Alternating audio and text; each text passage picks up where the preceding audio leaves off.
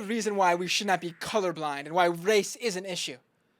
You know, when this all happened with George Zimmerman, the trial, as the trial was happening, everyone was saying, if George Zimmerman's not found guilty, there's going to be riots. When George Zimmerman was found innocent, not guilty, he's not innocent. He shot the boy and killed the boy. He was found not guilty because the defense was able to argue successfully to the jury that there wasn't enough evidence to convict the man. And peaceful demonstrations, as we heard, responded. Yes, as we heard from Sarita, and that's across the country. Across the country, peaceful demonstrations. When George Zimmerman was found not guilty, all the conservative commentators, here comes the riots, close down the electronic stores, I heard Todd Starnes say. Brian Fisher was out there saying there's going to be flash mobs, which is a conservative term for riots that they think the media uses to actually not say the word riots. At convenience stores across the country now, watch out, get ready to defend yourself, white people, you're in danger now. That there is racism.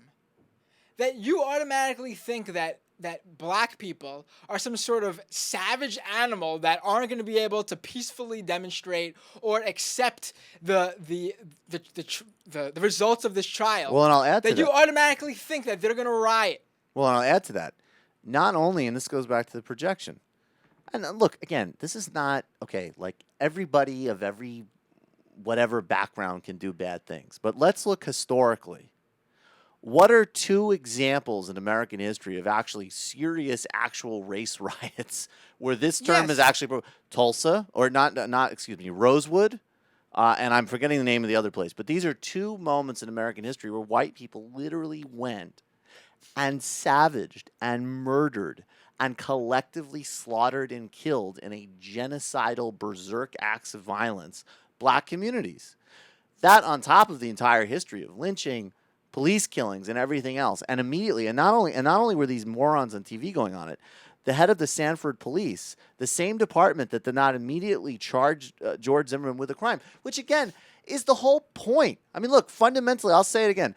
Am I unhappy he was acquitted? Yes, because the defense on its face is racist and ludicrous as far as I'm concerned. But the whole reason that this case became something to begin with and was something that we needed to pay attention to begin with was simply because a large man killed a teenager and wasn't charged with a crime. And that's the whole issue. And this is the same police department. And he was the provocateur in this. And he was the provocateur. He stalked him and killed him, and he wasn't charged.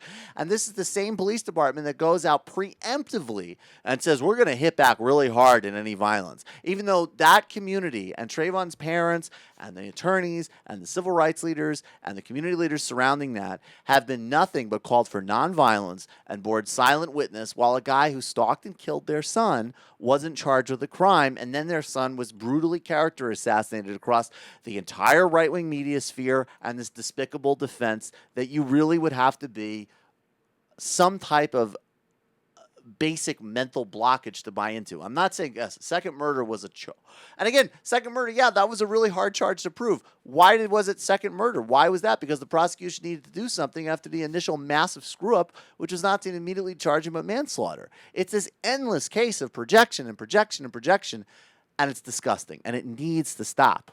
And it cannot get stopped without people being real about it.